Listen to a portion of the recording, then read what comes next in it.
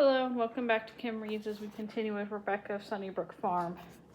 Chapter 4, The Breaking Storm.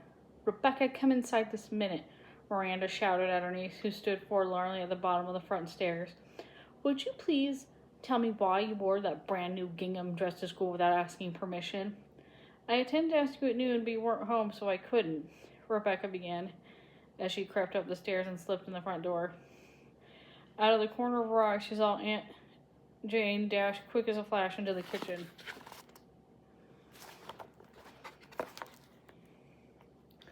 "I don't believe a word you're saying," Miranda replied, putting her hands on her hips and blocking Rebecca's path. "You put that on just because you were left alone. You knew perfectly well I wouldn't let you wear it." Looking at her aunt squarely in the eye, Rebecca said, "If I'd been certain that you wouldn't have let me, I never would have worn the dress. I thought you wouldn't mind because we were having a real exhibition at school." "Exhibition!" exclaimed Miranda scornfully. "The only exhibition was you showing off that pink parasol of yours, while you were strutting home with all the airs and graces of your fancy, useless father." Suddenly, Rebecca felt herself grow hot and flush with anger. "Look here, Aunt Miranda," she cried, as she moved around behind her aunt and edged slowly around the back of the stairs. "I'll be good, as I know how to be as long as I live here, but I won't allow you to call my father names. He was a wonderful father and good at music and dance instructor. It's mean of you to insult him." "Don't you dare talk back to me in that tone of voice, Rebecca Randolph," Miranda barked, red in the face now. "Your father was a vain, foolish, shiftless man. You might as well hear from me as anybody else. He spent your mother's money and left her with 7 children to provide for. It's pretty remarkable to leave 7 nice children," sobbed Rebecca, whose tears streaming down her face. "Not when other folks have to feed, clothe, and educate them," responded the man haughtily. "Not when they're as crafty and as underhanded as you. Why, you used the front stairs at noon today." "I know, because you dropped your handkerchief. You left the screen door and your bedroom window open. Now the house is full of flies. What's more, you left the side door open till 3 o'clock, so anybody could have come in and stolen what they liked."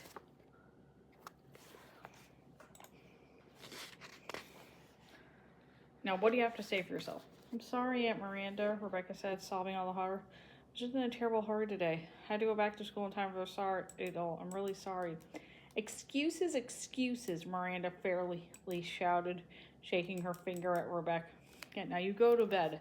There's a bowl of milk and crackers on your bureau. I don't want to hear a word from you till morning. And you, Jane, out there in the kitchen, you go inside and take the dish towels off the line, closing the shed doors. We're going to have a terrible storm."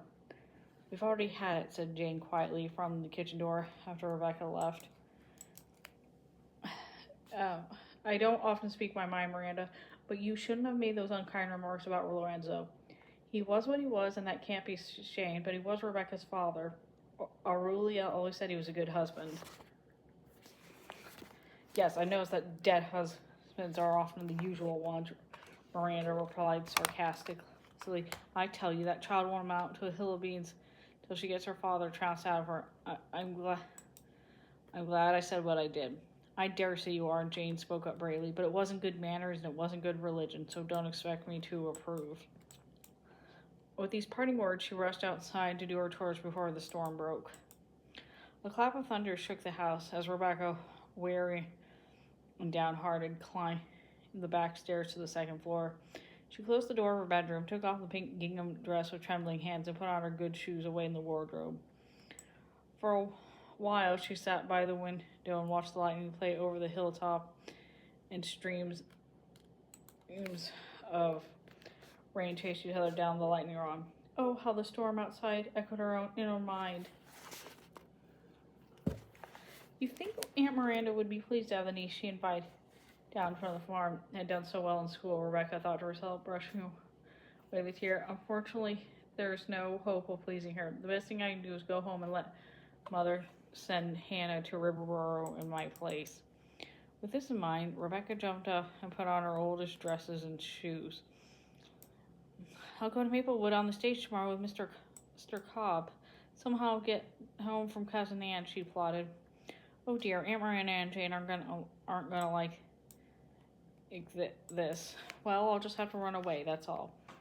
Hurriedly, Rebecca wrapped some clothes in a bundle and dropped it in front of the window. She could hear the sound of the sewing machine in the dining room and chopped the meat in the kitchen, so she knew where both aunts were. With a backward glance, the determined girl scrambled out the window, catching hold of the lightning rod.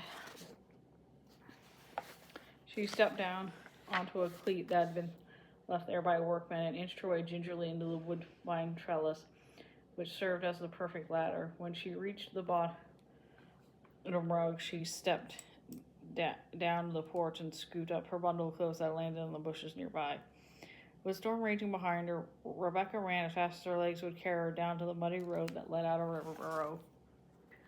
And that's the end of that chapter. See you later.